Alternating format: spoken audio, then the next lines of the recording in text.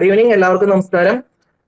ഇന്ന് സെപ്റ്റംബർ 8 ലോക ഫിസിയോതെറാപ്പി ദിനമാണ്. ഇന്നത്തെ ഈ ഒരു സെഷൻ എന്ന് പറയുന്നത് നമ്മുടെ ടീം ഉണർവ്, സുശീലം എന്നിവ ഈ 2 പ്രൊജക്ടുകൾ കോർഡിനേറ്റ് ചെയ്തുകൊണ്ടാണ് ഇന്നത്തെ ഈ ഒരു സെഷൻ സംഘടിപ്പിക്കുന്നത്.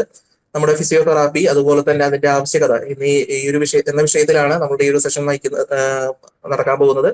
ഈ ഒരു സെഷൻ നടത്തുവാനായിട്ട് ഇന്ന് നമ്മളോടൊപ്പം ആയിരിക്കുന്നത് MES മെഡിക്കൽ കോളേജിലെ ഫിസിയാട്രിസ്റ്റ് ആയിട്ടുള്ള ഡോക്ടർ ഫെബീന സീതി മാഡമാണ്. മാഡത്തെ ഏറ്റവും സ്നേഹത്തോടെ ഈ ഒരു പ്രോഗ്രാമിലേക്ക് സ്വാഗതം ചെയ്യുകയാണ്. ഒപ്പം തന്നെ ഇന്ന് ഞങ്ങളോടൊപ്പം ഈ പ്രോഗ്രാം കാണാനെത്തിയിരിക്കും നിങ്ങൾ ഓരോരുത്തരെയും ഏറ്റവും സ്നേഹത്തോടെ സ്വാഗതം ചെയ്യുന്നു. നമുക്ക് ഇനി പ്രോഗ്രാമിലേക്ക് കടക്കാം. മാഡം, ഇപ്പോ ഞങ്ങളെപ്പോലുള്ള ന്യൂറോമസ്കുലർ ഡിസോർഡർ ബാധിച്ച വ്യക്തികളെ സംബന്ധിച്ച് ചികിത്സ എന്നത് പലപ്പോഴും കോടികൾ വില വരുന്ന ഒരു കാര്യമാണ്. പക്ഷേ നിലവിലെ ഒരു കണ്ടീഷൻ, ബോഡിയുടെ കണ്ടീഷൻ എന്നിവ മെയിൻറ്റെയിൻ ചെയ്ത് കൊണ്ടുപോകാനും അതുപോലെ തന്നെ ഇതിന്റെ പ്രോഗ്രസ് ഒരു പരിധി വരെ കുറയ്ക്കാനും ഫിസിയോതെറാപ്പി പോലുള്ള മാർഗങ്ങൾ ഉപയോഗിച്ച് നമുക്ക് സാധ്യമാണ്, അല്ലെ? അപ്പോ എന്താണ് ഫിസിയോതെറാപ്പിയുടെ ആവശ്യകത ന്യൂറോമസ്കുലർ ഡിസോർഡർ ബാധിച്ചവരിൽ? ഇപ്പൊ ന്യൂറോമസ്കുലർ ഡിസ്ട്രോഫി എന്ന അസുഖത്തിനെ പറ്റി നിങ്ങൾ എന്നെക്കാളും ചിലപ്പോൾ കൂടുതൽ നിങ്ങൾ പഠിച്ചിട്ടുണ്ടാവും.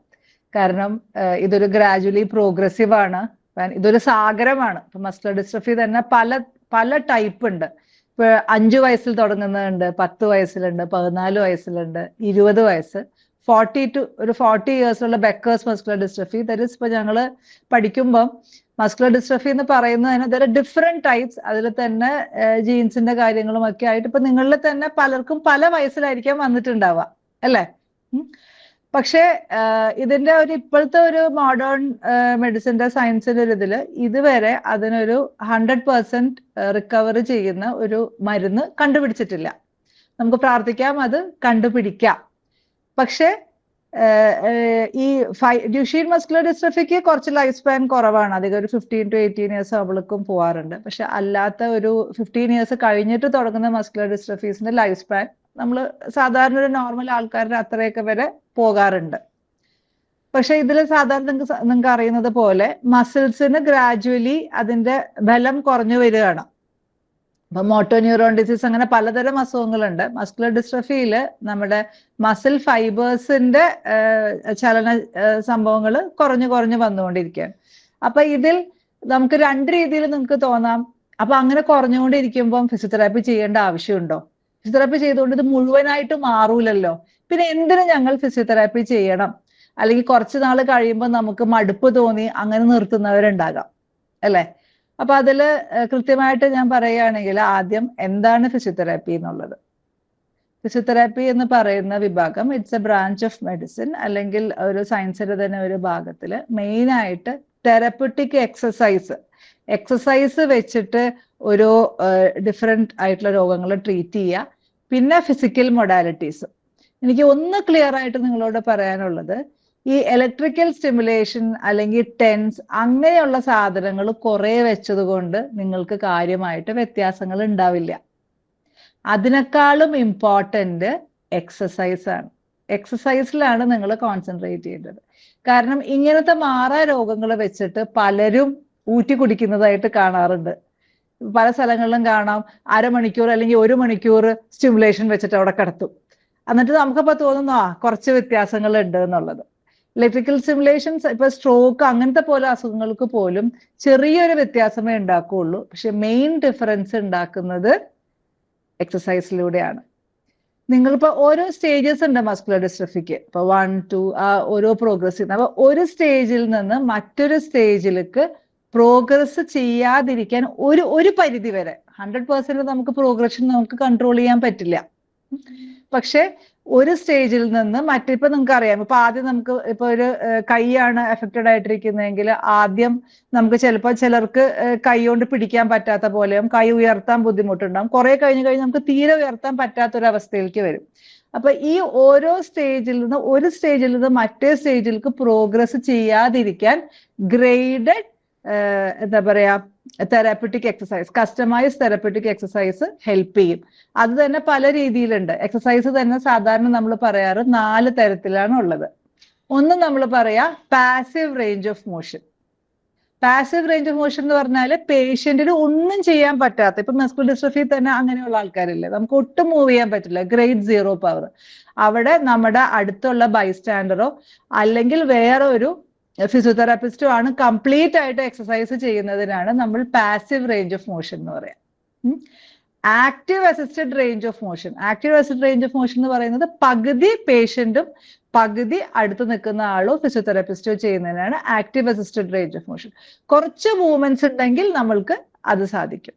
ഗ്രേഡ് 3 എന്ന് പറഞ്ഞാൽ നമ്മൾക്ക് ഇപ്പം കൈ ആണെങ്കിൽ 2 കൈയും ഇങ്ങനെ ഉയർത്താൻ പറ്റുക, കാലാണെങ്കിൽ ഇരുന്നു കൊണ്ട് മുട്ട് നിവർത്താൻ പറ്റുക. ഞാൻ 2-3 ജോയിന്റ്സിന്റെ കാര്യം പറയണം. അല്ലെങ്കിൽ ഇപ്പൊ പാദമാണെങ്കിൽ പാദം മുകളിലേക്കും താഴേക്കും തന്നെ ചലിക്കാൻ പറ്റുക. അങ്ങനെയാണെങ്കിൽ അവർക്ക് സ്വന്തമായിട്ട് ആ എക്സസൈസ് ചെയ്യാം. അതിനേക്കാളും കുറച്ചും കൂടെ ബലമാണെങ്കിൽ നമ്മൾ റെസിസ്റ്റീവ് എക്സസൈസ് എന്ന് പറയും. കുറച്ച് ബലം, ഇപ്പൊ കൈ ഇങ്ങനെ ഇരിക്കുന്ന ആള് മുകളിലേക്ക് ആക്കുമ്പോൾ നമ്മൾ ഇങ്ങോട്ട് തള്ളിക്കൊടുക്കുക, അല്ലെങ്കിൽ ചെറിയ വെയിറ്റ് കഫ് ഇട്ടിട്ട് അത് ചെയ്യുക. അപ്പൊ അങ്ങനെ ഈ 4 തരത്തിലാണ് നമ്മൾ സാധാരണ എക്സസൈസുകൾ ഗ്രേഡ് ചെയ്യുന്നത്. അത് നിങ്ങളുടെ ബലം എത്രയാണോ അതനുസരിച്ചിട്ട് വേണം നമുക്ക് ചെയ്തു കൊടുക്കേണ്ടത്. അതുപോലെ ഓരോരുത്തർക്കും പല മസിൽസിനായിരിക്കും എഫക്ട് ചെയ്യുക അല്ലെ. ചിലർക്ക് ചിലപ്പോൾ ഗ്രാജുവലി ആദ്യം കാല് മുതൽ തുടങ്ങി ചിലപ്പോൾ കയ്യിലേക്ക് വരും. ചിലർക്ക് കാല് മാത്രമേ എഫക്റ്റഡ് ആയിട്ടുണ്ടാവുള്ളൂ, ചിലർക്ക് കയ്യിലേക്കായിരിക്കും കൂടുതൽ എഫക്റ്റഡ് ആയിട്ടുണ്ടാവുക. അപ്പം ഏത് ഭാഗത്താണോ നിങ്ങൾക്ക് കൂടുതലായിട്ട് എഫക്റ്റഡ് ആയിട്ടുള്ളത് അതായത് ഇപ്പൊ ചിലർക്ക് അത് കഴിഞ്ഞ് ചിലപ്പോൾ റെസ്പിറേറ്ററി, നമ്മുടെ ഡയഫ്രം, നമ്മുടെ ശ്വാസകോശത്തിന്റെ അതിനോട് വരെ വരാം. അപ്പൊ അതിനുള്ള ബ്രീത്തിങ് എക്സസൈസും കാര്യങ്ങളും നമ്മൾ ചെയ്യണം. പിന്നെ ഇതില് ഇങ്ങനെ വന്നു കഴിഞ്ഞാൽ, മൊത്തം ഈ ഒരു ബലക്കുറവ് വന്നു കഴിഞ്ഞാൽ പിന്നെ നമ്മൾ ഫിസിയോതെറാപ്പി ചെയ്യേണ്ട ആവശ്യമുണ്ടോ? എന്താ നിങ്ങളുടെ അഭിപ്രായം? മൊത്തത്തിൽ ബലക്കുറവ് വന്നാൽ നമുക്കൊരു നിലവിലെ സാധ്യത എന്ന് പറയുന്നത് ഫിസിയോതെറാപ്പി മാത്രമല്ലേ. അപ്പൊ അതുകൊണ്ട് അത് ട്രൈ ചെയ്യുന്നല്ലേ എന്തുകൊണ്ടും നല്ലത്. വേറെ എന്തെങ്കിലും ഉത്തരം ഉണ്ടോ ആർക്കെങ്കിലും? യെസ്, അതാണ്. കോംപ്ലിക്കേഷൻസ് പ്രിവെന്റ് ചെയ്യാൻ, കൺട്രാക്ചേഴ്സ് വരാതിരിക്കാൻ നമുക്ക് ഫിസിയോതെറാപ്പി ചെയ്തേ പറ്റൂ. ഇപ്പൊ സാധാരണ ഇപ്പൊ ഒരു നോർമലി നടക്കുന്ന ആൾക്ക് മുട്ട് ഫിക്സഡ് ഫ്ലെക്ഷൻ കൺട്രാക്ഷൻ എന്ന് പറയും അല്ലെ. ഇപ്പൊ അധികം പേർക്കും പറ്റാറുണ്ട്. മുട്ട് മടക്കിയിട്ട് ഫുള്ള് നിവർത്താൻ പറ്റില്ല. അല്ലെങ്കിൽ കാൽപാദത്തിന് നമ്മൾ ഇക്വൈനസ് എന്ന് പറയും. പാദം ഇങ്ങനെ താഴോട്ട് ആയിപ്പോയിരിക്കുക, എന്നിട്ട് നിലത്ത് കാല് കുത്താനോ അല്ലെങ്കിൽ വീൽ ചെയറിൽ കാല് വെക്കാനോ പോലും പറ്റാത്ത ഒരു അവസ്ഥ വരും. അപ്പൊ കൺട്രാക്ചേഴ്സ് ഇല്ലാതെ ഇരിക്കാൻ നമുക്ക് 2 എണ്ണം വേണം. ഒന്ന്, നമുക്ക് ചെയ്യാൻ പറ്റാത്തൊരു കാര്യം നമ്മള് പിന്നെ വേറെ ആരെങ്കിലും കൊണ്ട് ചെയ്യിപ്പിക്കുക. അല്ലെങ്കിൽ ഞാൻ 2 എണ്ണം ഞാനിവിടെ ഇരുന്ന് കാണിച്ചു തരാം. ഞാനൊരു PPT ഉണ്ടാക്കിയില്ല, അത് സോറി. പക്ഷെ എനിക്ക് തോന്നുന്നു PPT ഉണ്ടാക്കുന്നതിനേക്കാളും നമ്മൾ കണക്ട് ചെയ്ത് സംസാരിക്കുന്നതാണ് കൂടുതൽ നിങ്ങൾക്ക് മനസ്സിലാകുക എന്ന് വിശ്വസിക്കുന്ന ഒരാളാണ്. അതുകൊണ്ടാണ് ഞാൻ PPT ഉണ്ടാക്കാൻ ഇതാക്കാതിരുന്നത്. അപ്പൊ കൺട്രാക്ചേഴ്സ്, അതുപോലെ ചിലർക്ക് ഉണ്ടാവും എൽബോ, കൈ രണ്ടും അങ്ങ് മടങ്ങിപ്പോവും, അല്ലെങ്കിൽ കൈ ചുരുണ്ടിട്ട് ഇങ്ങനെ ആയിപ്പോവും. അപ്പൊ ഇങ്ങനെയുള്ള സംഭവങ്ങൾ ഇല്ലാതിരിക്കാൻ നമുക്ക് ഒറ്റക്ക് മൂവ് ചെയ്യാൻ പറ്റിയില്ലെങ്കിൽ ഒന്നില്ലെങ്കിൽ വേറെ ആരെങ്കിലും കൊണ്ട് മൂവ് ചെയ്യിക്കണം, അല്ലെങ്കിൽ സ്പ്ലിന്റുകൾ യൂസ് ചെയ്യാം. നിങ്ങളിൽ പലർക്കും അധികം കാണാറുണ്ട് ഇപ്പൊ ആംഗിൾ ഫുട്ട് ഓർത്തോസിസ്, കാലിന്റെ AFO അല്ലെങ്കിൽ മുട്ടിന്റെ ഗേറ്റേഴ്സ് എന്ന് പറഞ്ഞിട്ടും അത് കുറച്ചുനാൾ ഇട്ടിട്ട് ഇതോടൊന്നും വലിയ കാര്യമില്ല എന്ന് പറഞ്ഞിട്ട് അത് എടുത്തിട്ട് ഒരു മൂലക്കില് ഷോക്കേസിന്റെ ഉള്ളിൽ വെക്കും. അപ്പൊ കൺട്രാക്ചേഴ്സ് പ്രിവെന്റ് ചെയ്യാൻ ഒന്ന് കൃത്യമായിട്ട് എല്ലാ ജോയിന്റ്സിനും ഒരു 5 തവണ, കുറെ പ്രാവശ്യം, അരമണിക്കൂർ 3/4 മണിക്കൂർ ഒന്നും ചെയ്യണ്ട, കൺട്രാക്ചേഴ്സ് പ്രിവെന്റ് ചെയ്യാനുള്ള കാര്യമാണ് ഞാൻ പറയുന്നത് കേട്ടോ. ഓരോ ജോയിന്റ്സും 5 തവണ നിങ്ങൾ ആരെങ്കിലും കൊണ്ട് മൂവ് ചെയ്യിപ്പിച്ചാൽ മതി. ആദ്യമൊക്കെ നമ്മൾ ഫിസിയോതെറാപ്പിസ്റ്റിനെ കൊണ്ട് ചെയ്യിപ്പിക്കും. പക്ഷെ പിന്നെ നമുക്ക് സാമ്പത്തിക പരാധീനതകൾ വരുമ്പോൾ നമ്മൾ അത് ചെയ്യാതെ ആവും. അല്ലെങ്കിൽ ആരെങ്കിലും നിങ്ങൾക്ക് വളരെ സ്നേഹമുള്ള ഒരാളുണ്ടെങ്കിൽ അവരെ കൊണ്ട് ചെയ്യിപ്പിച്ചാലും മതി. പിന്നെ ഈ സ്പ്ലിന്റുകൾ ഉപയോഗിക്കുന്നത് നമ്മൾ കൺട്രാക്ചേഴ്സ് വരാതിരിക്കാനാണ്. ഒന്ന് ഈ AFO എന്ന് പറയും, നമ്മൾ കാലിന്റെ കണ്ടിട്ടില്ലേ, ഒരു L ഷേപ്പിലുള്ളത്. ആരെങ്കിലും ഇവിടെ ഉപയോഗിക്കുന്നവരുണ്ടോ AFO? ഈ കാൽപാദം താഴോട്ട് പോകാതിരിക്കാൻ വേണ്ടി ഉപയോഗിക്കുന്ന സാധനം ആരെങ്കിലും ഇവിടെ ഉപയോഗിക്കുന്നവരുണ്ടോ? ഇല്ല. അപ്പൊ AFO അല്ലെങ്കിൽ മുട്ട് മടങ്ങിക്കൊണ്ടിരിക്കണേ, അത് രാത്രി ഒരു 8 hours നിങ്ങൾ ഇട്ടാൽ മതി. ഫുൾ ടൈം നമ്മൾ ഇടണമെന്നില്ല. രാത്രി ഉറങ്ങുന്ന സമയത്തോ അല്ലെങ്കിൽ ഏതെങ്കിലും ഒരു സമയത്ത് ഒരു 8 മണിക്കൂർ ഇട്ടാലും നമുക്ക് കൺട്രാക്ചേഴ്സ് ഒരു പരിധി പ്രിവെന്റ് ചെയ്യാം, സ്പ്ലിന്റിങ്. അതുപോലെ നമ്മുടെ ഈ കാലിന്റെ എന്താ പറയാ, ഈ എക്സസൈസ് ചെയ്യുന്നത്, അതുപോലെ എപ്പോഴും എല്ലാവരും ചോദിക്കുന്നതാണ് എല്ലാ ദിവസവും നമ്മൾ സത്യം പറഞ്ഞാൽ എക്സസൈസ് ചെയ്യണം. അത് ആരോഗ്യമുള്ളവരാണെങ്കിലും ആരോഗ്യമില്ലാത്തവരാണെങ്കിലും. നമ്മൾ ഒരു ദിവസം പോലും പല്ല് തേക്കാതിരിക്കില്ലല്ലോ അല്ലെ. അതേപോലെ തന്നെയാണ് ഇപ്പം എല്ലാ ഭാഗവും ചലിക്കുന്ന ഞാനാണെങ്കിലും എല്ലാ ഭാഗവും ചലിക്കാൻ പറ്റാത്ത ആരാണെങ്കിലും നമ്മൾ ഏതെങ്കിലും രീതിയിൽ നമ്മൾ എക്സസൈസ് ചെയ്തിരിക്കണം. അതുപോലെ പിന്നെ കൂടുതലായിട്ട് വണ്ണം വെക്കാതിരിക്കാനും നമ്മൾ ശ്രദ്ധിക്കണം. കാരണം കൂടുതൽ വെയിറ്റ് നമ്മൾ വെച്ചാൽ എന്ത് പറ്റും, നമ്മളെ ട്രാൻസ്ഫർ ചെയ്യാനും എല്ലാത്തിനും ഭയങ്കര ബുദ്ധിമുട്ട് വരും. കാരണം നമ്മൾ എത്രയാണോ നമുക്ക് ദേഹത്തിന് ആവശ്യം അതനുസരിച്ചാണ് നമ്മൾ ഭക്ഷണം കഴിക്കേണ്ടത്. അല്ലെങ്കിൽ ഇത് പറ്റും നമ്മൾ ഭയങ്കര ഓവർ വെയിറ്റ്. ഇപ്പൊ ഒരു കൂലിപ്പണി എടുത്ത് ഓടിച്ചാടി നടക്കുന്ന ആള് കഴിക്കേണ്ട അത്രയും ഒട്ടും അനങ്ങാതെ ഒരു ഭാഗത്തിരിക്കുന്ന ആള് കഴിക്കേണ്ട ആവശ്യമില്ല. അതനുസരിച്ച് ചോറും മധുരവും എണ്ണയെല്ലാം മാറ്റണം. ഇപ്പൊ അത് കംപ്ലീറ്റ് എനിക്ക് പറയാനുള്ള സമയമില്ല. പക്ഷെ നമ്മൾ എക്സസൈസ് ചെയ്യുന്നത് 3 കാര്യത്തിനാണ്. ഒന്ന്, നമുക്ക് ഇപ്പോഴുള്ള ഇപ്പൊ എത്രയാണോ നമുക്ക് മസിൽ പവർ ഉള്ളത് അത് താഴോട്ട് പോകാതിരിക്കാൻ. 2, കൺട്രാക്ചേഴ്സ് പ്രിവെന്റ് ചെയ്യാൻ. ഇപ്പൊ നമുക്ക് മുട്ട് മടങ്ങാതിരിക്കുക, അല്ലെങ്കിൽ ഷോൾഡർ കൺട്രാക്ചർ, അല്ലെങ്കിൽ ആങ്കിളിന്റെ കൺട്രാക്ചേഴ്സ്, അങ്ങനെയുള്ളത് പ്രിവെന്റ് ചെയ്യാൻ. ആൻഡ് 3-മത്തത് നമ്മുടെ വെയിറ്റ് വല്ലാതെ കൂടാതിരിക്കാൻ. ഈ 3 എയിമാണ് മസ്കുലർ ഡിസ്ട്രഫി ഉള്ള ഒരു പേഷ്യന്റിനെ സംബന്ധിച്ചിടത്തോളം ഫിസിയോതെറാപ്പി ചെയ്യേണ്ട ആവശ്യകത. ഇനി നിങ്ങളുടെ സംശയങ്ങൾ പറയാം. ഏതെങ്കിലും ഇതിന്റെ എക്സസൈസ് പറയണമെങ്കിൽ ഞാൻ അത് ഡെമോ കാണിച്ചു തരാം. മാഡം, നേരത്തെ മാഡം പറഞ്ഞ പോലെ എന്റെ വിരലുകൾ ഇങ്ങനെ മടങ്ങി വരികയാണ്. കൈ ഇങ്ങനെ മടങ്ങില്ല, ഇതിന് മടങ്ങില്ല. ഇങ്ങനെ കണ്ട വിരലുകൾ പൂർണ്ണമായിട്ടും മടക്കാൻ കഴിയില്ല. ഈ 2 വിരലുകൾ കുഴപ്പമില്ല. ബാക്കിയുള്ളത് മടങ്ങുന്നില്ല. അപ്പൊ ഞാൻ വണ്ടി ഓടിക്കുന്നതാണ്, കാറൊക്കെ ഓടിക്കുന്നതാണ്. അപ്പോൾ ഈ 2 വിരലുകൊണ്ടാണ് സ്റ്റിയറിംഗ് ഫുള്ളായിട്ട് പിടിച്ചിട്ടായിരിക്കും. ഞാൻ ആഴ്ച 2 ദിവസം ഫിസിയോതെറാപ്പി ചെയ്യുന്നുണ്ട്. മറ്റേ ഈ കൈടത് 2 രീതിയിൽ നമുക്ക് ചെയ്യാം. മറ്റേ എക്സസൈസ് ബോൾ വെച്ചിട്ട് മടക്കുന്നത് ചെയ്യുന്നുണ്ടോ? അത് ചെയ്യുന്നുണ്ട്. പിന്നെ സ്പ്രിങ്ങിന് ചെയ്യുന്ന അത് 2 ദിവസം അല്ലാതെ വീട്ടിൽ നിന്നും ചെയ്യുന്നുണ്ടോ ബാക്കി ദിവസങ്ങള്? ഉണ്ട്. എല്ലാ ദിവസവും ഇപ്പറഞ്ഞ ഞങ്ങളെപ്പോഴുള്ള ആൾക്കാർ മടിയന്മാരാണല്ലോ. അപ്പൊ മാഡം പറഞ്ഞൊരു ഇതൊന്നും റൂട്ടീനായിട്ട് ചെയ്യുന്നില്ല. അല്ല, റുട്ടീനായിട്ട് അത് ചെയ്യണം. അതിന് നമ്മൾ സമയം കണ്ടെത്തിയേ പറ്റുള്ളൂ. ആ ചെയ്യുന്ന ഓരോ എക്സസൈസും ഒരു 5 to 7 times daily. Disease progress ചെയ്യോ ചെയ്യാതിരിക്കട്ടെ, പക്ഷെ നമ്മൾ ചെയ്യേണ്ട കാര്യം നമ്മൾ ചെയ്യുക തന്നെ ചെയ്യണം. അതിന് മടി വിചാരിക്കരുത്. എനിക്ക് അതാണ് ഇന്ന് പറയാനുള്ള ഏറ്റവും വലിയ മെസ്സേജ്. കാരണം നമുക്ക് ചെയ്യാനുള്ള ഇതിപ്പോ 2 ദിവസം പോകുന്നുണ്ട്, ബാക്കിയുള്ള ദിവസവും ഈ ഗ്രിപ്പ് കൂടാൻ. അതുപോലെ ഏറ്റവും നല്ലത് കുറച്ച് പൊടി ഉണ്ടല്ലോ, നമ്മൾ മാവ് എടുത്തിട്ട് കുറച്ച് കുഴച്ചിട്ട് ഒരു ഉണ്ടയാക്കുക. ഇപ്പൊ വീട്ടില് രാത്രി ചപ്പാത്തി ആണെങ്കിൽ പ്രത്യേകിച്ച് ഇൻട്രൻസിക് മസിൽ സ്ട്രെങ്തനിങ്ങിന് ഏറ്റവും നല്ലത്, അല്ലെങ്കിൽ ക്ലേ കിട്ടൂലേ, നമ്മുടെ കളിക്കുന്ന ക്ലേ അല്ലെങ്കിൽ മണ്ണ്, അത് ക്ലേ ഇട്ടിട്ട് അതിൽ പാട്ട് വെച്ചിട്ടോ എൻജോയ് ചെയ്തിട്ട് എക്സസൈസ് ചെയ്യാൻ നമ്മൾ പഠിക്കണം. അയ്യോ ഇത് ചെയ്ത് തീർക്കാൻ വേണ്ടി എന്നുള്ള രീതിയിലല്ലാതെ എക്സസൈസ് സെഷൻസ് എൻജോയ് ചെയ്യുന്ന രീതിയിലേക്ക് ആക്കിയാലേ നമുക്കത് കണ്ടിന്യൂ ചെയ്യാൻ പറ്റുള്ളൂ. അപ്പൊ സക്കീർ ശ്രദ്ധിക്കേണ്ടത് ആ 2 ദിവസം കൂടാതെ ബാക്കിയുള്ള ദിവസവും കറക്റ്റ് ആയിട്ട് ചെയ്യാം. മിക്കവാറും അത് കൂടുതൽ വല്ലാതെ അങ്ങോട്ട് പ്രോഗ്രസ് ചെയ്യാതിരിക്കാൻ ഹെൽപ്പ് ചെയ്യും. വല്ലാതെ പ്രോഗ്രസ് ചെയ്യുകയാണെങ്കിൽ മാത്രം നമ്മൾ കൈ കെട്ടി വെച്ചിട്ടോ അല്ലെങ്കിൽ അങ്ങനെയുള്ള സംഭവങ്ങളിലേക്ക് ഇതാക്കാൻ പറ്റും. പക്ഷെ ഈ ഡെയിലി ട്വൈസ് എന്നുള്ളത് എല്ലാ ദിവസവും ഫിസിയോതെറാപ്പിക്ക് പോകണമെന്ന് ഞാൻ പറയുന്നില്ല. പക്ഷെ ബാക്കിയുള്ള ദിവസം നമുക്ക് വീട്ടിൽ നിന്ന് ചെയ്യാൻ പറ്റുന്ന കാര്യങ്ങൾ നമ്മൾ വീട്ടിൽ നിന്ന് ചെയ്യാം. തെറാബാൻഡ് വെച്ചുള്ള എക്സസൈസുകൾ നമുക്ക് എത്രമാത്രം പ്രായോഗികമാണ്?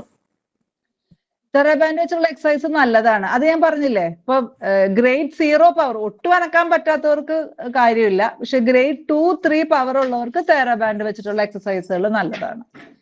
അത് കറക്റ്റ് ആയിട്ട് ആദ്യം എല്ലാ ജോയിന്റ്സിനും, ഇപ്പൊ നമ്മുടെ മെയിൻ ഇപ്പൊ ഷോൾഡർ, നീ, എൽബോ, അതിനൊക്കെ തെറാബാൻഡ് എക്സസൈസ് നല്ലതാണ്. കുറച്ച് പവർ, അപ്പൊ കുറച്ച് റെസിസ്റ്റൻസും കിട്ടും. അപ്പൊ അത് പല കളേഴ്സ് ഉണ്ടല്ലോ.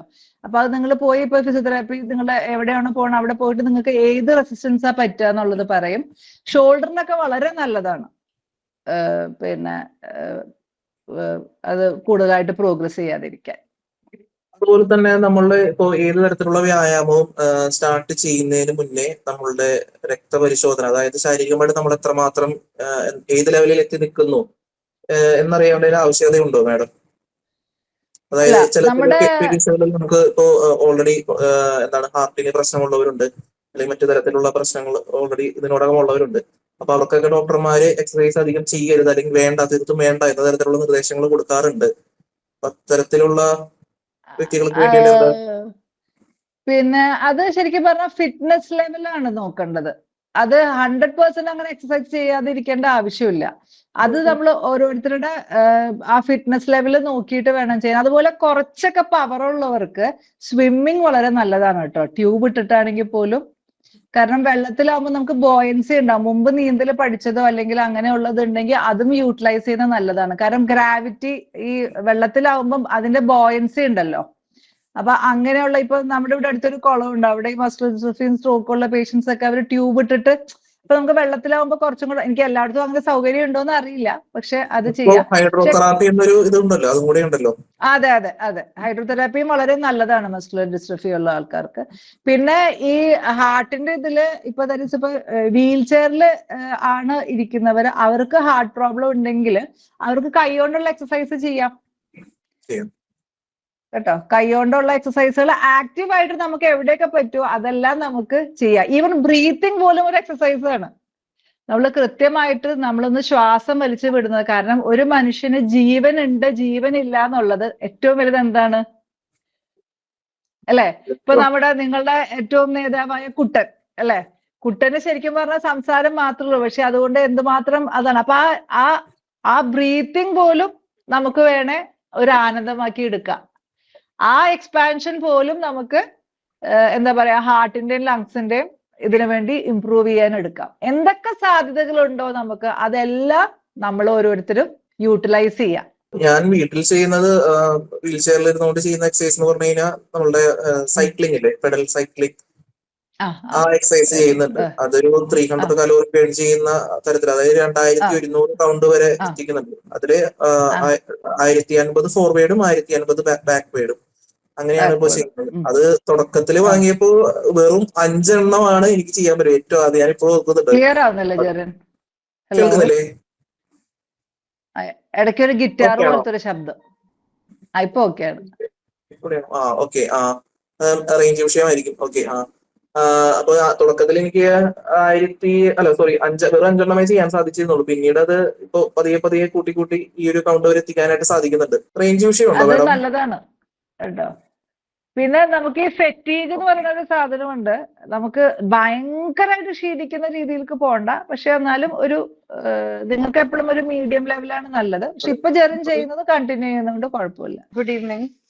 എനിക്ക് ചോദിക്കേണ്ട ഒരു കാര്യം, ഈ കൺസിസ്റ്റൻസിനെ പറ്റി മാം പറഞ്ഞല്ലോ, എവറി ഡേ ചെയ്യുന്നത് നല്ലതാണ്. പക്ഷെ ചില ദിവസം നമ്മൾക്ക് ഈ പറഞ്ഞ പോലെ തന്നെ ഫെറ്റീഗ്, പിന്നെ എനിക്ക് നോട്ടീസ് ചെയ്ത ഒരു കാര്യം, ഹീറ്റ് ഫീൽ ആവാറുണ്ട്. ഇപ്പം കയ്യിലും കാലിലും ഒരു തരം ഹീറ്റ് സെൻസേഷൻ പോലെ. അപ്പൊ അത് ഞാൻ ഗൂഗിൾ ചെയ്ത് നോക്കിയപ്പോ it could be because of burn out എന്നാണ് പറഞ്ഞത്. പക്ഷെ ബേൺ ഔട്ട് ചെയ്യാൻ മാത്രം ഞാൻ അത്ര ആക്ടിവിറ്റി ഒന്നും ചെയ്തിട്ടില്ലെങ്കിലും ആ ഒരു ഹീറ്റ് ഫീൽ ആവും. അപ്പൊ അതിനെ കൊണ്ടുള്ള ടയർഡ്നെസ് ഉള്ള ദിവസം ചെയ്യാൻ പറ്റില്ല എക്സസൈസ്. അപ്പൊ ഈ ഹീറ്റിംഗ് സെൻസേഷൻ എന്തുകൊണ്ടാണ് വരുന്നത്? ഹീറ്റിംഗ് സെൻസേഷൻ കുറച്ച് ഫെറ്റിഗബിലിറ്റി കൊണ്ട് തന്നെ ആയിരിക്കാം വരണത്. അപ്പൊ അങ്ങനെ തന്നെ ഓരോരുത്തർക്കും ഡിഫറെന്റ് ആണല്ലോ. Each person is unique. സായുജിക്ക് എങ്ങനെയാണ്, ഏതൊക്കെ ബോഡി പാർട്സ് ആണ് ഇപ്പൊ എഫക്റ്റഡ് ആയിരിക്കുന്നത്? എനിക്ക് ലിംഗേർഡൽ മസ്കുലർ ഡിസ്ട്രോഫി ആണ്. ഞാൻ മൊബൈലാണ് വാക്കൊക്കെ ചെയ്യുന്നത്. മൊബൈലാണ് ഇപ്പോ. മൊബൈലാണ് നടക്കാൻ. വാക്കറിലാണോ അതോ ഒറ്റയ്ക്ക് നടക്കാൻ പറ്റുന്നുണ്ടോ? അല്ല, ഒറ്റയ്ക്ക് നടക്കാൻ പറ്റും. പക്ഷെ ഇങ്ങനെ ഫ്ലാറ്റ് സർഫേസ് ആണെങ്കിൽ ഓക്കെ, അൺഈവൻ സർഫേസ് ആണെങ്കിൽ ആരെങ്കിലും കൈപിടിക്കണം. അപ്പൊ ഇപ്പൊ എന്തെല്ലാം എക്സസൈസ് ആണ് സായുജ് ചെയ്യുന്നത്? ഇപ്പൊ ഞാൻ സ്റ്റാർട്ടിങ്ങില് ബേസിക് ഒരു ബ്രീത്തിങ് ചെയ്യും. ആദ്യം ബ്രീത്തിങ് ഒരു റൂട്ടീൻ ഹോൾഡ് ചെയ്തിട്ട് റിലീസ് ചെയ്യുന്ന, അത് കുറച്ചൊരു 10-15 കൗണ്ട്സ്. പിന്നെ അതുകൂടാതെ സ്ട്രെച്ച് ചെയ്യും, കൈ ഫുള്ള് റേസ് ചെയ്തിട്ട് ബെൻഡ് ചെയ്തിട്ട് അങ്ങനത്തെ കുറച്ച്. പിന്നെ എന്റെ ഫിസിയോതെറാപ്പിസ്റ്റ് പഠിപ്പിച്ച കുറച്ച് എക്സസൈസിങ് ഉണ്ട്. ഒന്ന് കേൾ അപ്പ് എന്ന് പറഞ്ഞിട്ട് നമ്മൾ കിടന്നിട്ട് ഇങ്ങനെ അത് ഒന്ന്. പിന്നെ ബ്രിഡ്ജിങ് എന്ന് പറഞ്ഞിട്ട് ഹിപ്പ് ഗേർഡിൽ സ്ട്രെങ്തിങ്, അങ്ങനത്തെ കുറച്ചുണ്ട്. പിന്നെ സീറ്റഡ് ഫുട്ട് റേസ് എന്ന് പറഞ്ഞിട്ട് നമ്മൾ ചെയറിൽ ഇങ്ങനെ ഇരുന്നിട്ട് കാല് പൊക്കുന്ന. അതെ, അത്. പിന്നെ കിടന്നിട്ട് side vase leg racing, that is also for the hips. അത് അങ്ങനത്തെ കുറച്ച് സാധനങ്ങൾ ചെയ്യുന്നുണ്ട്. അതും പക്ഷെ ഒരു 10 അല്ലെങ്കിൽ മാക്സിമം 15 മിനിറ്റ്സേ എനിക്ക് ചെയ്യാൻ പറ്റുള്ളൂ. അപ്പോഴേക്ക് ടയേർഡ് ആവും. അതല്ല, അപ്പം ഓരോ ദിവസം ഓരോ ബോഡി പാർട്സിനെ കോൺസെൻട്രേറ്റ് ചെയ്ത് ചെയ്യാം. ഒറ്റയടിക്ക് ഒരു ദിവസം എത്ര നേരം ചെയ്യും? ഒരു ദിവസം ഇപ്പൊ ഒരു 10 മിനിറ്റ് അത്രേ പറ്റുന്നുള്ളൂ ചെയ്യാന്. ടോട്ടൽ 2 രീതിയിൽ സായുജ്യൊക്കെ ചെയ്യാം. ഇപ്പൊ ഒരു ഭാഗം ചെയ്തിട്ട് ഒരു 10 മിനിറ്റ്സ് ഇന്റർവെൽ ഇട്ടിട്ട് അടുത്തത് ചെയ്യാം. ഗ്യാപ്പ് ഇട്ട് ചെയ്യാം ഒന്ന്. പിന്നെ സാധാരണ നമ്മൾ പറയാ, ഒന്നില്ലെങ്കിൽ 7 days per week ചെയ്യണം എന്നല്ലേ എക്സസൈസ് കേട്ടോ. അത് 7 days എന്താ പറയാ പറ്റില്ല. നമ്മളൊരു maximum പറ്റില്ല. 3 days. അതെ. അല്ല അത് you can make up to 5 days. 5 days per week ചെയ്യാം. അതിൽ വേണമെങ്കിൽ വാട്ട് യു ക്യാൻ ഡു ഓരോ എക്സസൈസും ഓരോന്നും എത്ര തവണ ചെയ്യും? 10 ആണോ പറഞ്ഞത്? 10. അത് വേണമെങ്കിൽ കുറച്ചൊന്ന് കുറയ്ക്കാം.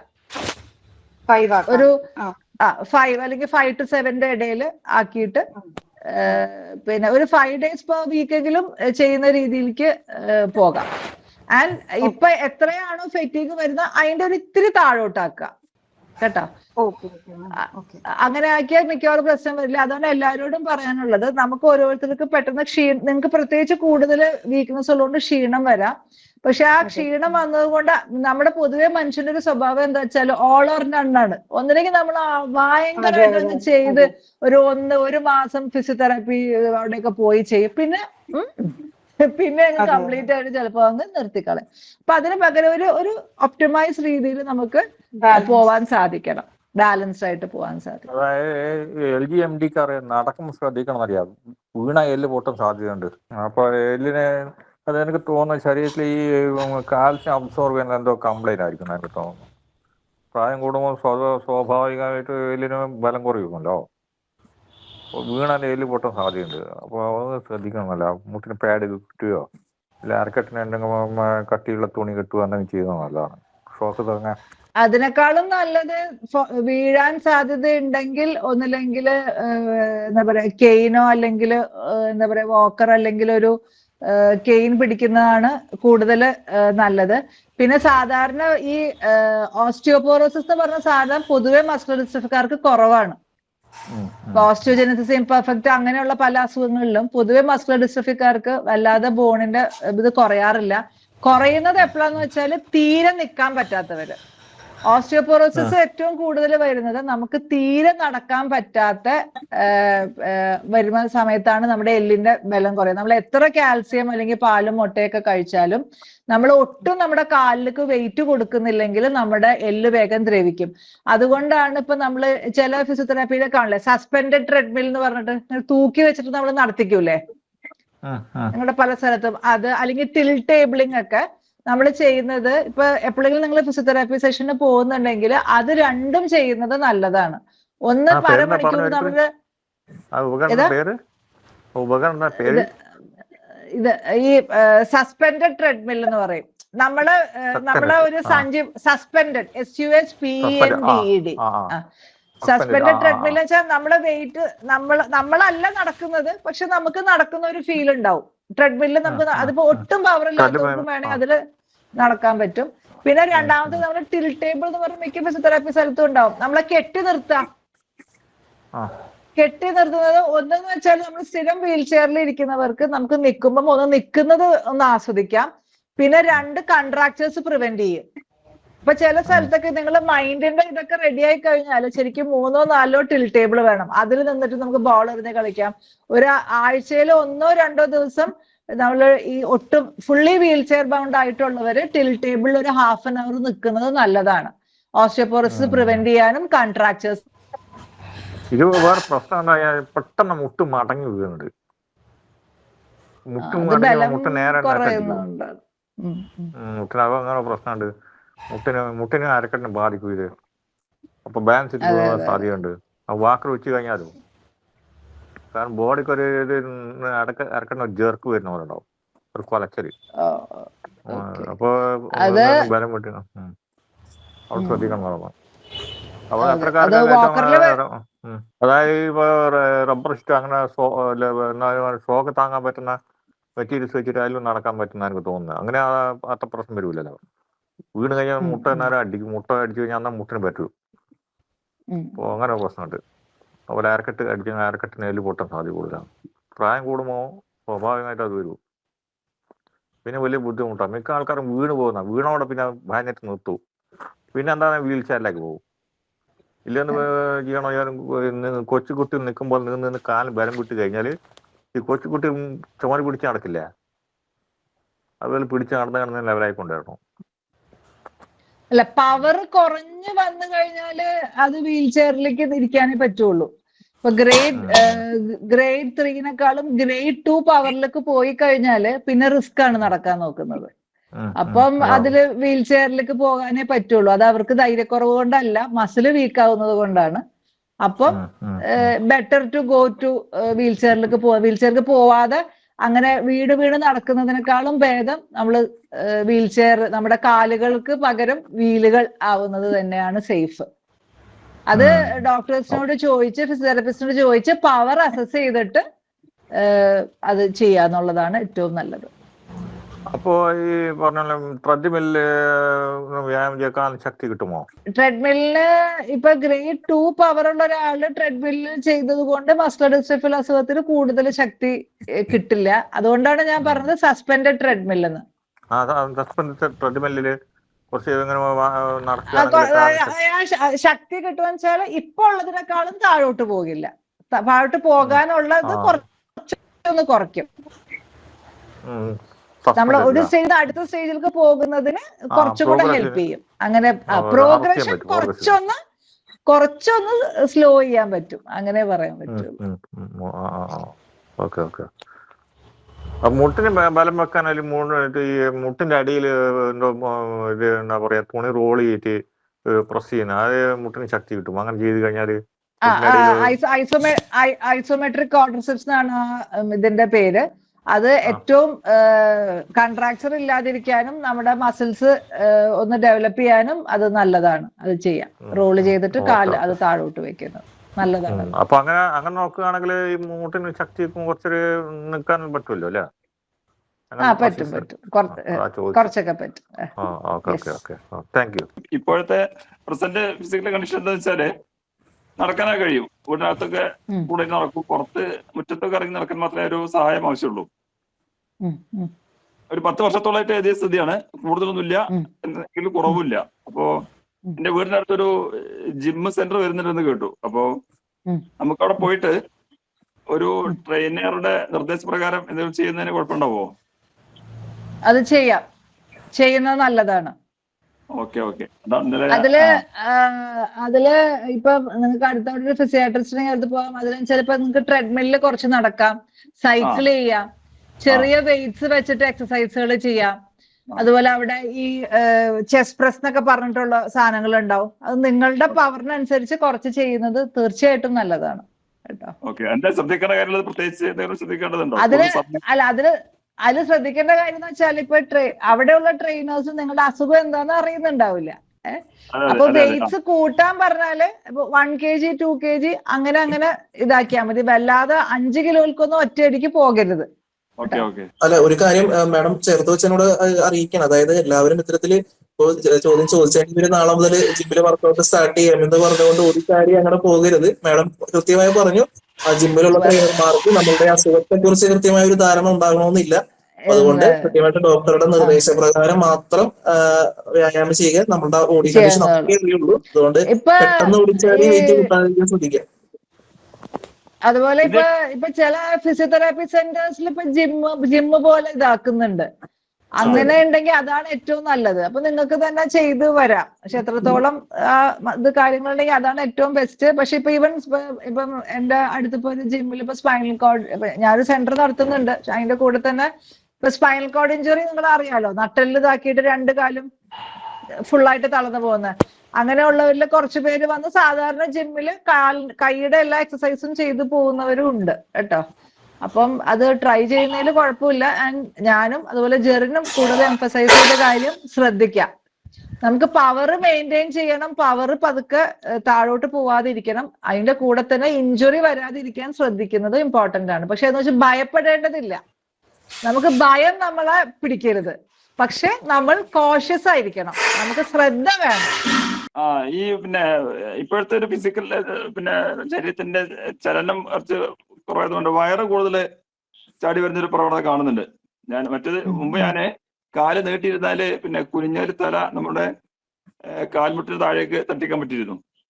കാല് നീട്ടിയിരുന്നിട്ട് തല താഴേക്ക് കുനിഞ്ഞാല് നമ്മൾ നെറ്റി ശരിക്കും കാൽമുട്ടില് തട്ടുന്ന രൂപത്തിൽ ചെയ്യാൻ കഴിഞ്ഞിരുന്നു മുമ്പൊക്കെ. ഇപ്പൊ അത് കഴിയുന്നില്ല. കാരണം വയറ് കൂടിയതാണ്. ചെയ്യാൻ കഴിയും. വയറിൻ്റെത് ഒന്ന് നമ്മള് ഭക്ഷണം ക്രമീകരണം ഒന്ന് റെഡിയാക്കുക. ഓക്കെ ഇപ്പൊ രാത്രി ചോറ് ഒഴിവാക്കുക.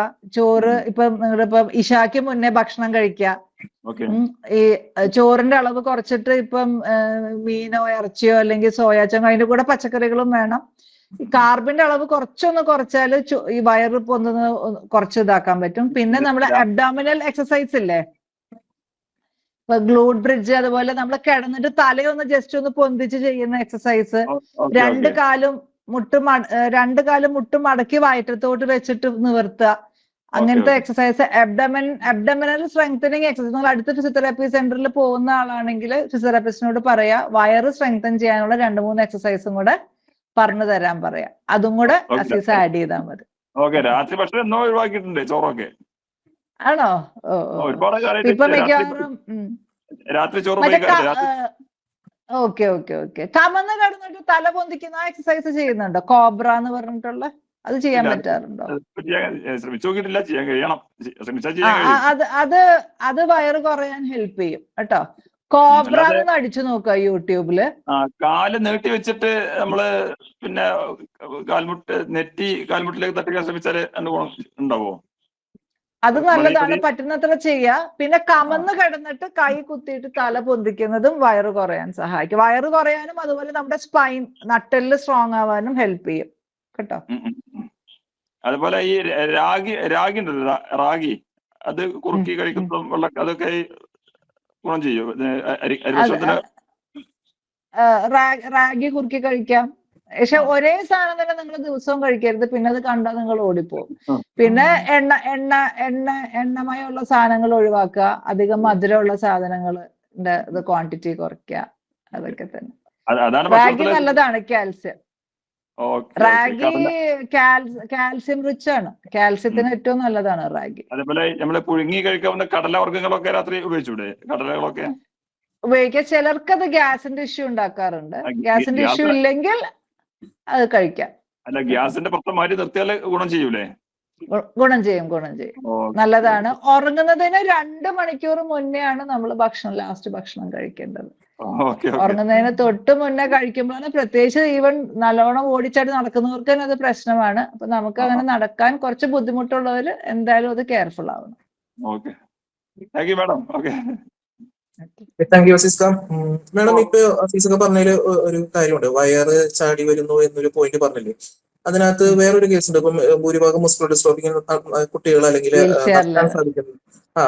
നടക്കാൻ സാധിക്കുന്ന ആ ഒരു ഘട്ടത്തിൽ അവരുടെ നടത്തത്തിൽ, ഇപ്പൊ ഞാൻ നടന്നിരുന്ന കാലഘട്ടത്തിലാണെങ്കിൽ പോലും ഒരല്പം വയറ് ഉന്തി ബാക്ക് ആ ഒരു രീതിയിലാണ് നമ്മളുടെ നടത്തം വരുന്നത്. അപ്പൊ അത്തരത്തിൽ നമ്മൾ ഫുഡ് മെയിൻറ്റെയിൻ ചെയ്താൽ പോലും നമ്മളുടെ ഇത്തരത്തിൽ വയറ് ഇങ്ങനെ തള്ളി നിൽക്കുന്ന അവസ്ഥ, മീൻസ് നിൽക്കുന്ന സമയത്താണ് അത് കറക്റ്റ് വിസിബിൾ ആയി വരുന്നത്, ആ ഒരു നമുക്ക് തോന്നുന്നത്. അപ്പൊ അത് മെയിൻറ്റെയിൻ ചെയ്യാനായിട്ട് അതെന്താണ് യഥാർത്ഥത്തിൽ സംഭവിക്കുന്നത്? സ്പൈൻ ഇതായി വരുന്നതാണോ, അല്ലെങ്കിൽ എന്താണ് യഥാർത്ഥത്തിൽ അങ്ങനെ അത് പറഞ്ഞതുപോലെ നമ്മുടെ ബോഡിയുടെ സെന്റർ ഓഫ് ഗ്രാവിറ്റി, നമ്മുടെ ദേഹം തന്നെ, നമ്മുടെ ഹിപ്പിന്റെ ബലം കുറയുമ്പം ഒന്ന് വേറെ ആരോ ഒന്ന് മ്യൂട്ട് ചെയ്യോ? ഇത്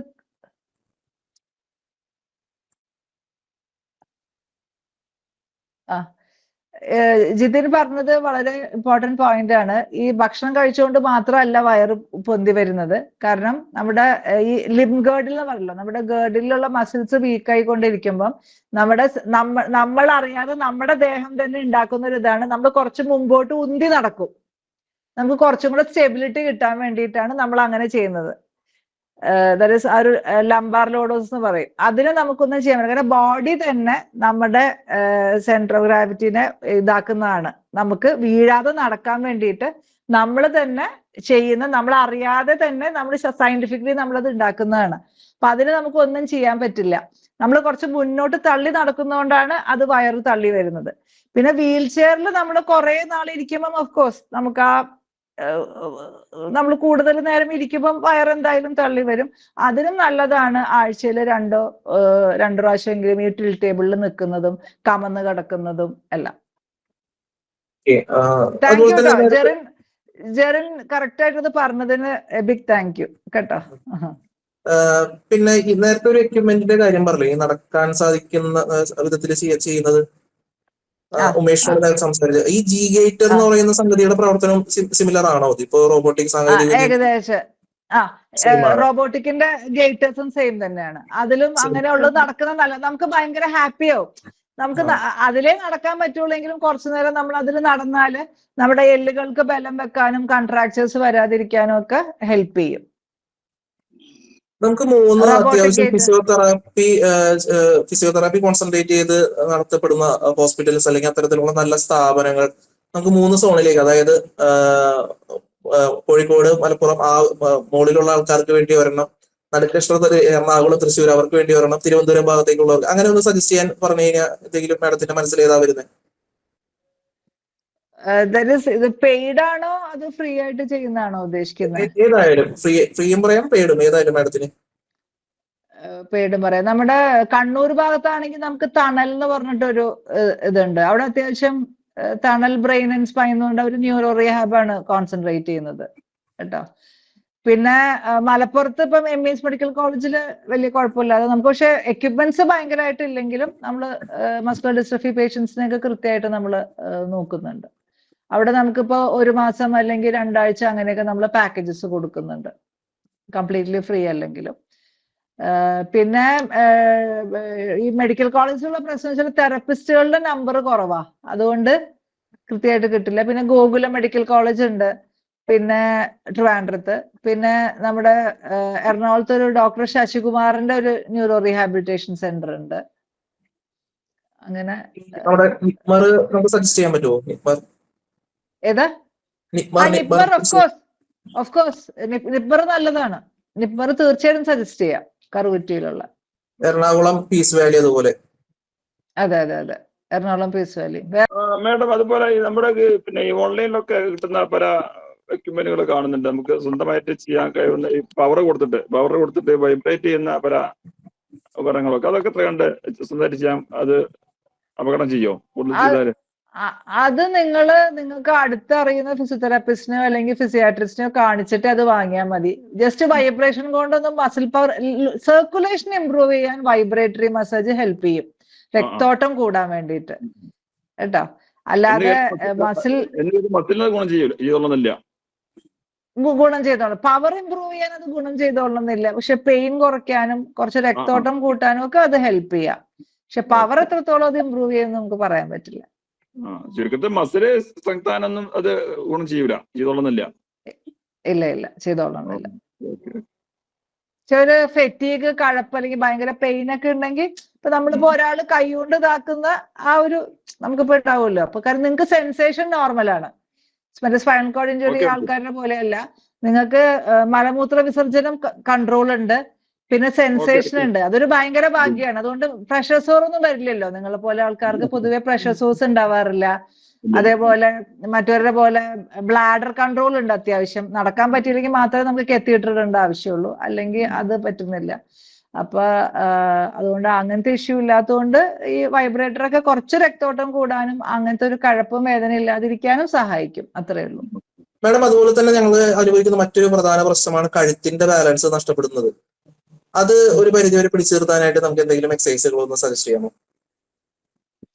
കഴുത്തിന്റെ നമ്മള് ഐസോമെട്രിക് എക്സസൈസ് എന്ന് പറയുന്നത് ചെയ്യുന്നത് നിങ്ങൾ അധികം പേരും ചെയ്യിപ്പിക്കുന്നുണ്ടാവും തെറപ്പിസ്റ്റുകള്. നമ്മള് തല നേരെ വെച്ചിട്ട് ഒരു ഭാഗത്തേക്ക് പ്രസ് ചെയ്തിട്ട് ഒരു 10 സെക്കൻഡ്സ് ഹോൾഡ് ചെയ്യുക. കഴുത്ത് ഇങ്ങോട്ട് പോകരുത്, കഴുത്ത് സ്ട്രെയിറ്റ് ആയി വെച്ചിട്ട് നമ്മള് കൈയുടെ പവർ കൊണ്ട്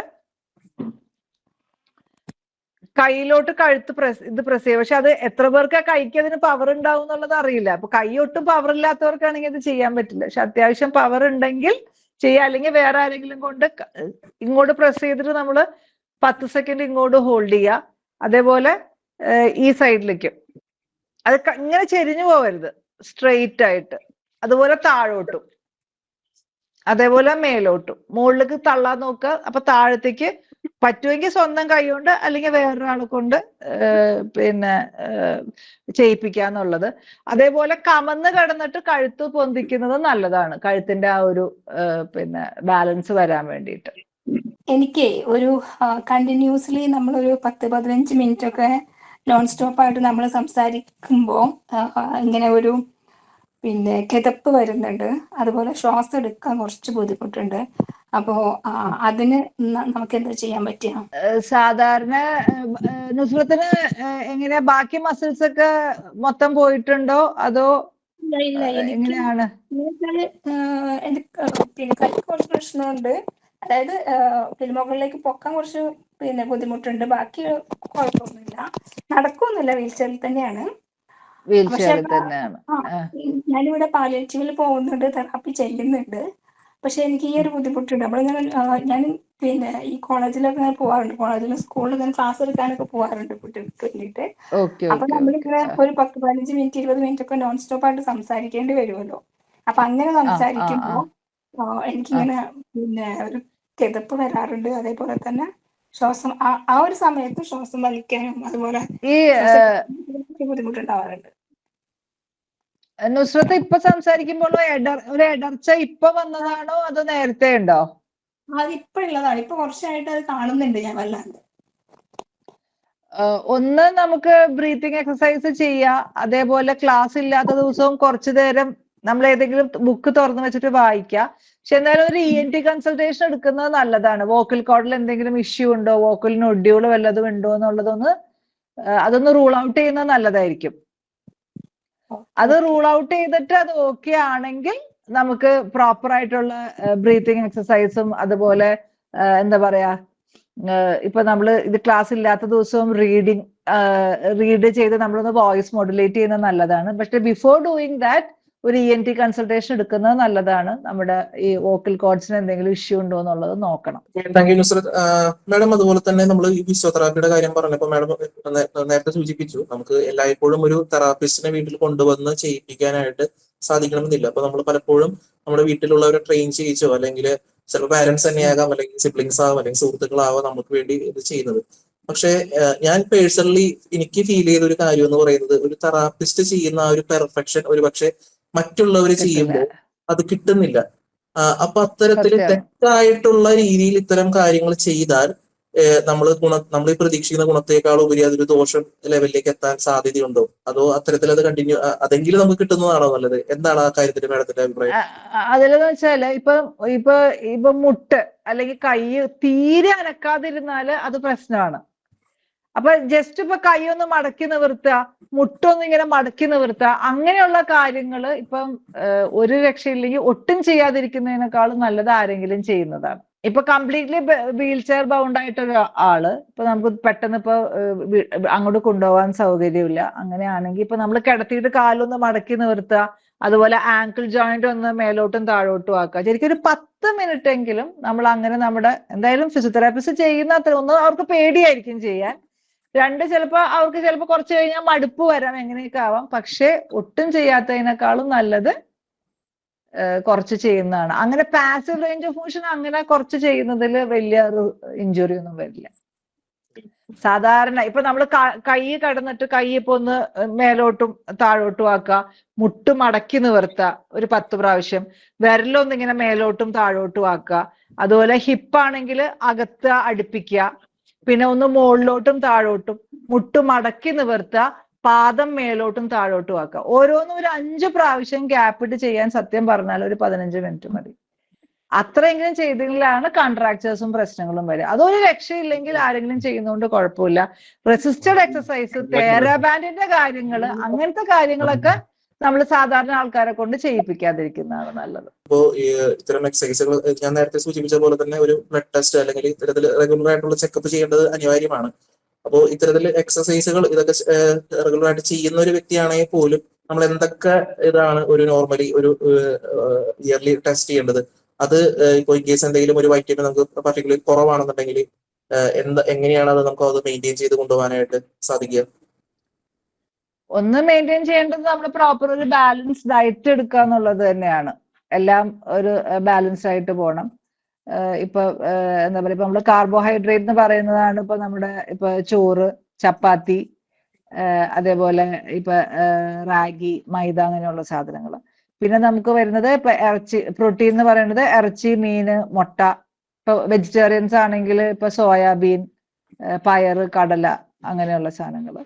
പിന്നെ നമ്മുടെ ഫൈബേഴ്സ് എന്ന് പറയുന്നത് ഇപ്പൊ ചീര, മുരിങ്ങ, പടവലങ്ങ, അങ്ങനെയുള്ള സാധനങ്ങൾ.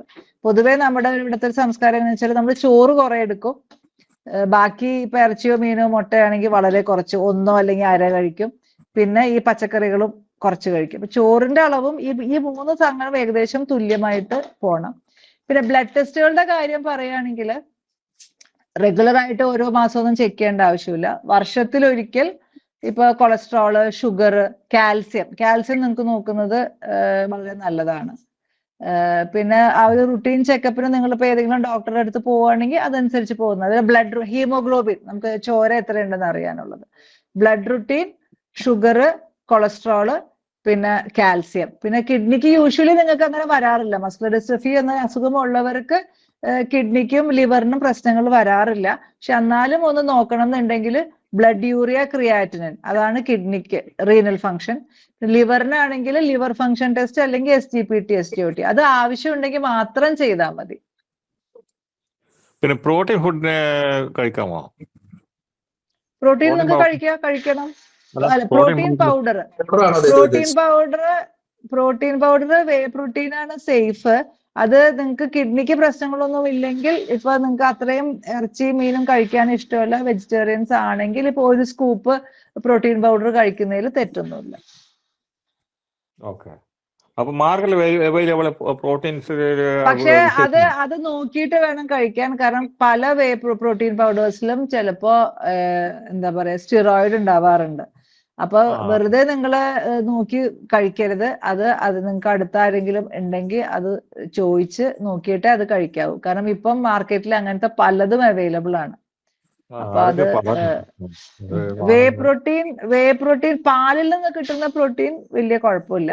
പക്ഷെ ഫുഡിൽ നിന്ന് തന്നെ നിങ്ങൾക്ക് പ്രോപ്പറായിട്ട് കിട്ടുന്നുണ്ടെങ്കിൽ അത് കോസ്റ്റ്ലി ആണ്.